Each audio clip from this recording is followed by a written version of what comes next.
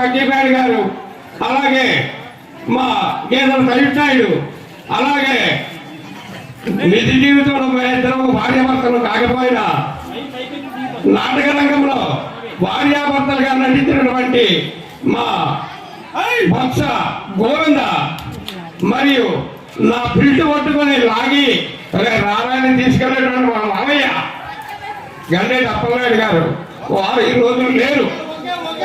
కాకపోయినా ఈ కళని అన్ని విధాలను నడిపించాలి అని నాకు ప్రోత్సహించినటువంటి మా వన్నాన రవికుమార్, అలాగే పొట్టూరు బుద్ధి మా అయ్యా, మన జాతిలో ఆ రోజులు మా చిన్నతనంలో కాపువాడికి విద్య ఏమిటి అనే రోజులు ఉండేవి.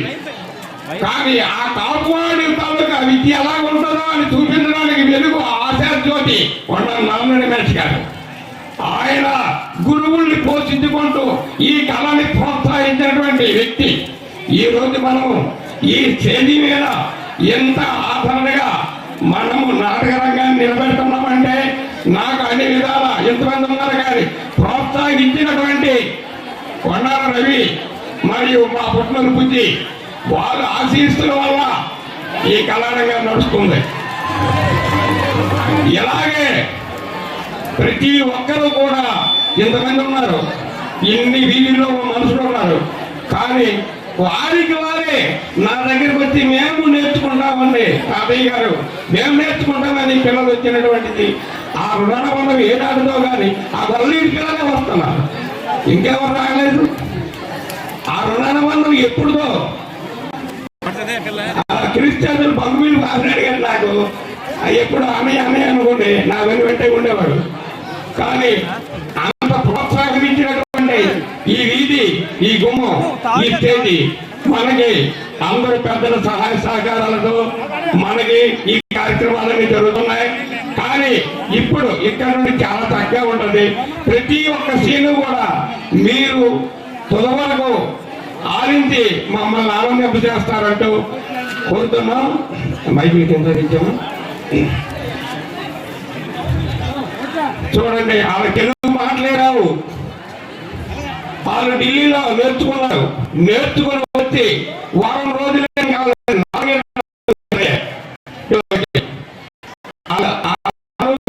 వాయిస్ ఏమిటి అనేది. అలాగే మన పిల్లలు కూడా ఉన్నారు, మన గ్రామస్తులు కూడా ఉన్నారు, వాళ్ళు కూడా చాలా చక్కగా నటన చేస్తారు. అయితే అతి ముఖ్యమైన విషయం నేను చెప్పడం మర్చిపోయాను.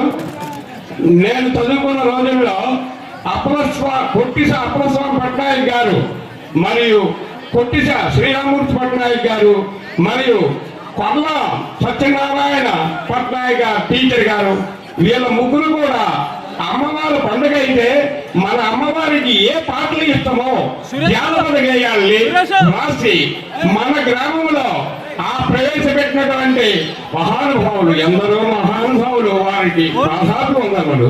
అటువంటి వాళ్ళు రాసినటువంటి కథలు బాలనాగమ్మ జానపద గేయం, సారంగధర జానపద గేయం, మాయావతార జానపద గేయం, ఇప్పుడు శివ భాగవతం అంటున్నారు. ఆ రోజుల్లో గంగా వివాహం అనేవాళ్ళు.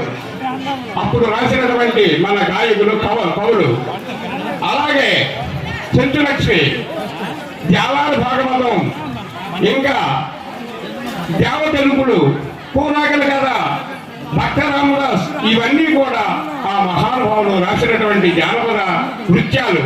ఆ నృత్యాలను పట్టుకొని మేము ఎన్నో దేశాలు, ఎన్నో ప్రజలు, ఎన్నో దగ్గర ప్రదర్శించుకొని వచ్చాం. మా తోటి మా పుట్టూరు వెంకటరాడు ఇంకా వాళ్ళ దీనిగా ఉంటే ఇంకా ఎన్నో కథలు. ఒకవేళ ఏ కథ చెప్పడానికైతే నేను సిద్ధంగా ఉన్నాను. కానీ మిమ్మల్ని పిలుచుకొని రావాలంటే కాదు, నేను సిద్ధంగా ఉన్నాను. ఎవరైనా సరే మనము ఎక్కడైనా ఆక్షేపణ పడి రావాలని అన్ని విద్యలు మనలో ఉన్నాయి. అందరూ కళాకారులు ఉన్నారు. అంటే పేరు ఉంది, మనం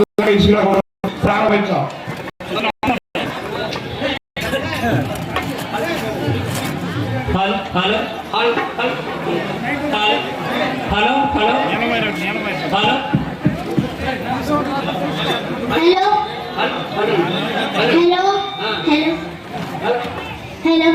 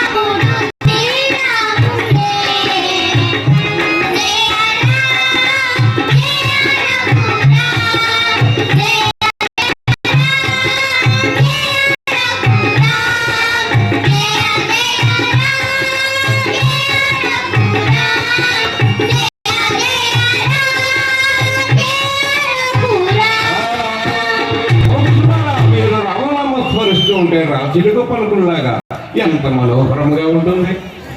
ఏది